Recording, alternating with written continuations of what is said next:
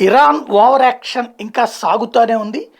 ఏంటంటే అమెరికా, బ్రిటన్లతో పాటుగా అన్ని దేశాలను ఇది హెచ్చరిస్తుంది. ఎలాంటి విచిత్రమైన హెచ్చరిక అంటే హమాస్ తీవ్రవాదులు, లేకపోతే హిజ్బుల్లా తీవ్రవాదులు, హౌతీ తీవ్రవాదులు వీళ్ళు వెళ్ళంట ఎర్ర సముద్రంలో ఇజ్రాయెల్ షిప్స్ మీద దాడి చేయొచ్చట. ఇజ్రాయెల్కి సరఫరాలు చేస్తున్న దాని మీద దాడి చేయొచ్చట. అట్లాంటి సందర్భాల్లో అమెరికా తీసుకొచ్చినటువంటి విమానవాహక యుద్ధ నౌక ద్వారా ఎయిర్ డిఫెన్స్ సిస్టమ్స్ని యాక్టివేట్ చేసి వాటి మధ్యలో అడ్డుకోకూడదట.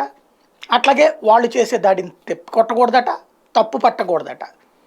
మరి వీడు దేశం అనుకుంటున్నాడో లేకపోతే ప్రపంచంలో ఏమన్నా ఉగ్రవాదాన్ని నేనే పెంచి పోషిస్తున్నాను కాబట్టి రాక్షసుని ఒక రాక్షసుడిగా నేను ఏమైనా మాట్లాడితే ఎదురుగుండా ఉన్న దేశాలన్నీ పట్టించుకోకూడదు అనుకుంటున్నాడో తెలియదు. ఇలాంటి దరిద్రమే ప్రపంచాన్ని పట్టి పీడిస్తోంది.